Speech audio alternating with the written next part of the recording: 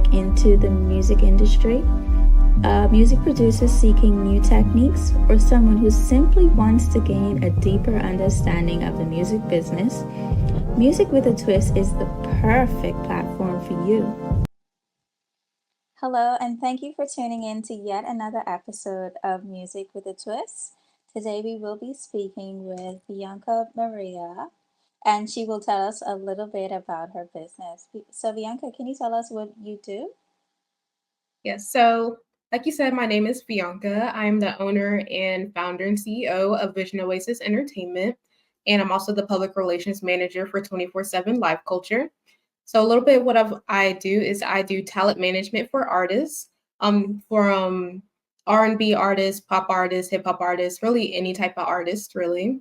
I also work in public relations, entertainment law, and also digital marketing as well.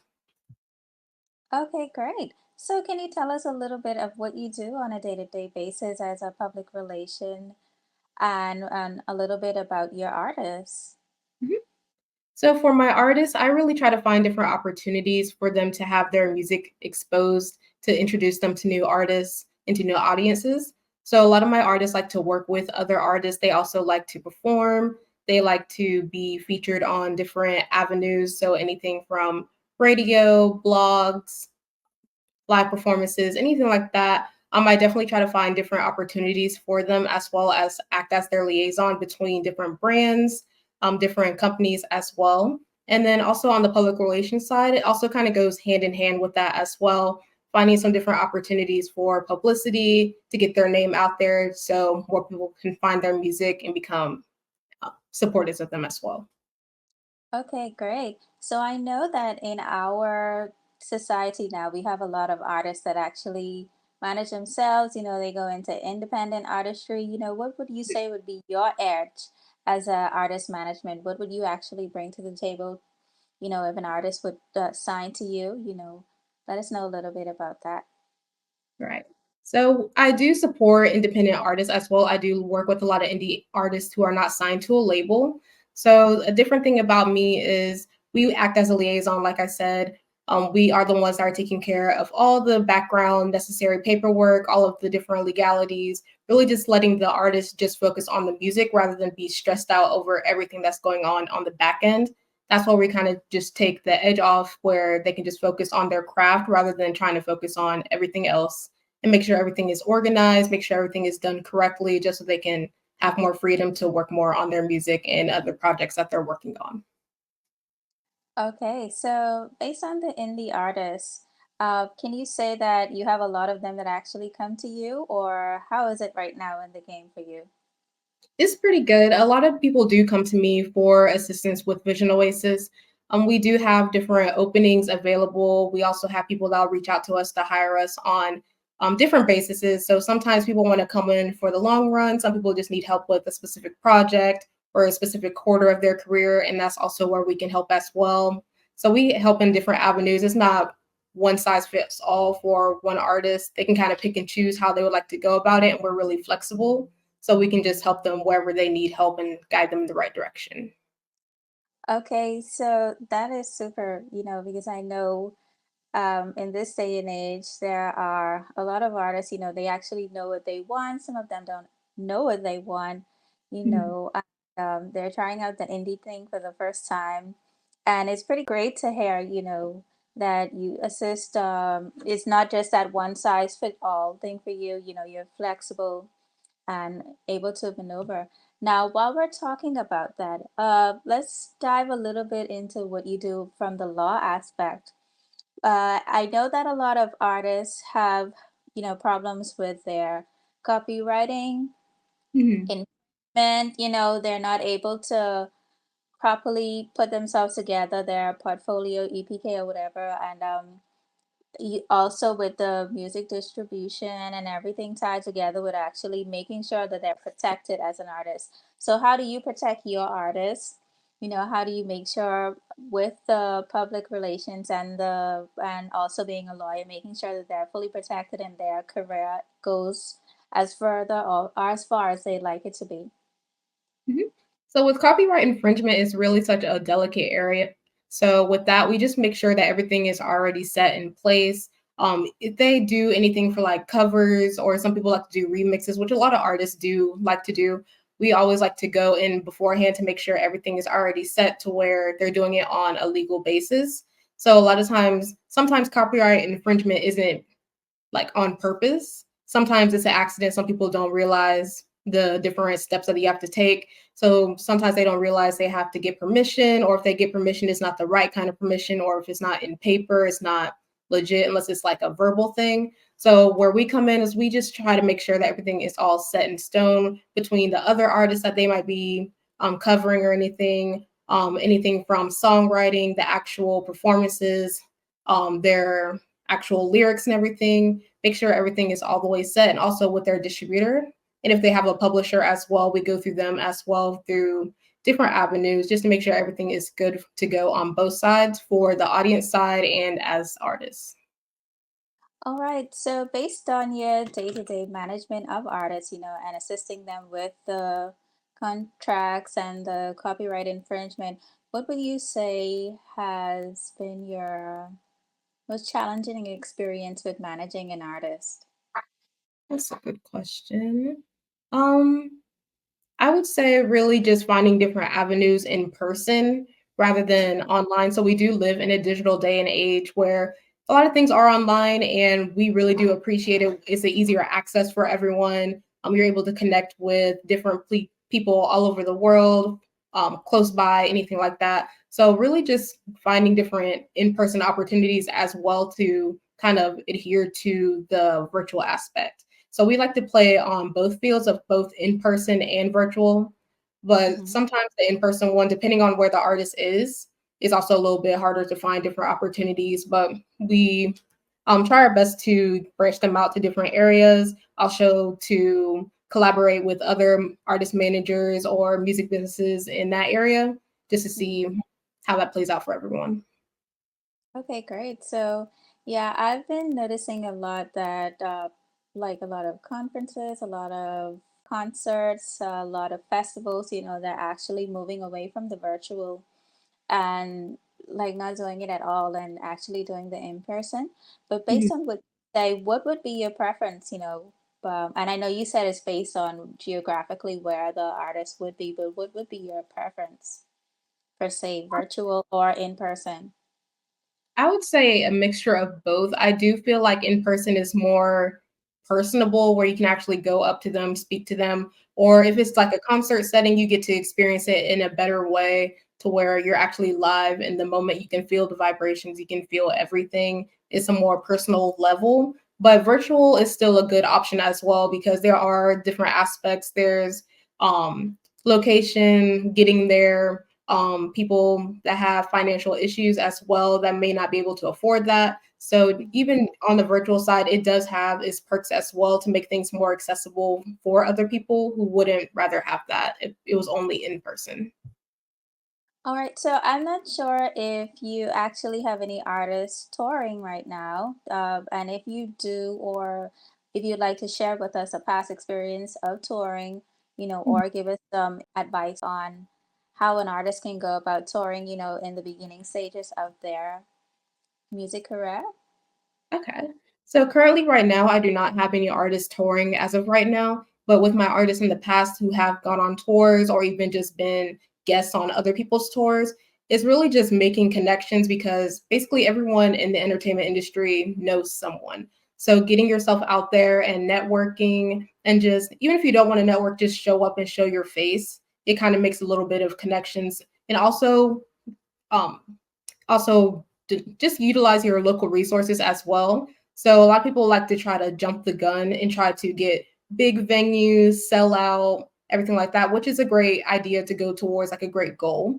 But everyone starts somewhere. So starting off with those smaller venues, smaller ticket amounts, go to your local venues and resources is definitely where I would say for an artist that is on their first tour or just starting out in their performances, to see how it goes, to test the waters. And then once you see some success from that, different campaigns, you'll eventually get to where you want to go with the right help and dedication.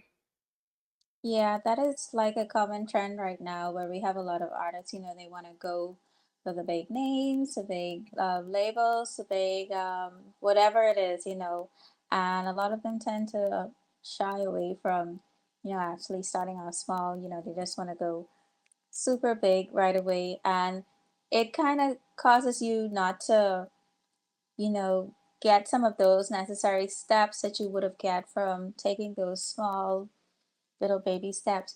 Now, with that being said, I wanted to know exactly with your artists, how are they, dealing with the new shift from the pandemic and Mhm. now post-pandemic, you know, are there any adjustments, with actually finding gigs right away, which I did hear you say that the hustle is harder, right? But Mhm. let's share a little bit of a scope of how that looks right now in the whole industry post-COVID. Then post-COVID, Mhm. gotcha. So for post-COVID, I feel like since people are moving more away from virtual, I definitely feel like it's a little bit harder right now since we were in that only strictly virtual era for a little minute, not too long, but it was enough to where people got a little comfortable. So finding some different avenues to do more in person has been a little bit more challenging, or it's just a little bit more hard to get attainable, if that makes sense. So we are still working on getting more in person. It's really just venue restrictions, which are kind of more lifted as of right now versus like 2, 3 years ago when we were strictly just coming out of the pandemic, still in the newer stage where no one really knew how everything was going to turn out.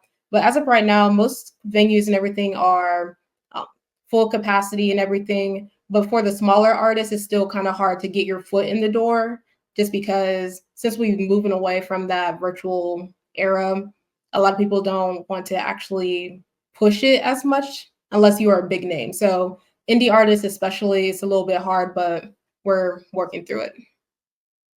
Okay, yeah, I completely understand that. Mhm.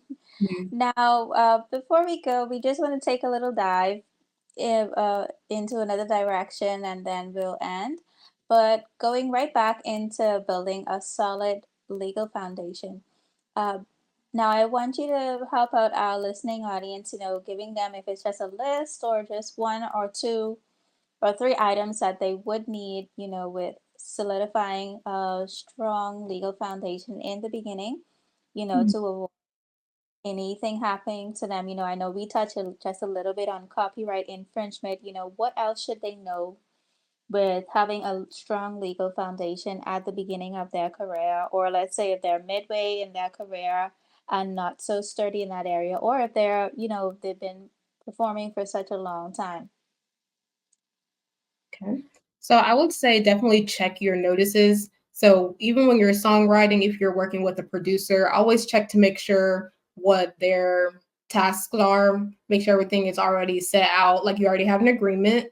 It doesn't have to be necessarily anything serious where you have to hire a lawyer or anything like that, but at least just have it on paper to where it's already on record. So that includes dates, the files of your work. So a lot of people don't realize that a lot of things you can't backdate it. So at least just having like a simple folder that have timestamps, to have all of your work. So say if some people like to do songwriting like physically, like on a notepad, at least take a picture or type it out, upload it. So some people don't have the same resources, which everyone understands. So at least just knowing some certain things that you can do by yourself to protect yourself in the long run. So also with that, make sure that your notices are actually marked. So if you have any legal works, you can have like the copyright, actual the sign, you can the watermark as well. If it's a visual work, like put it at the bottom or anything. Really just making sure that everything is already set to where someone can't erase it. And if they do try to erase it, you have the proof to back it up that this is yours. Everything's already set in stone, written down. Take audio recordings as well with timestamps so they can't be manipulated by any way. So if something were to happen, you always have those to fall back on as well. Okay, great. Well, thank you so much for that. Yes, I know that we're actually not thinking of about those things at the beginning of our artist career. I know a lot of artists like jump straight into the whole okay, I'm gonna get a song out there, I'm gonna start touring, and what if I hear a sample of what I did from someone else? How do I fight that if I don't have any physical evidence? And I like how you said, that you put stuff in writing and you have those samples and you also have audio, just to say that, hey, this is mine. And thank you so much for that, Bianca. Now, I don't know if there's anything else you'd like to tell us.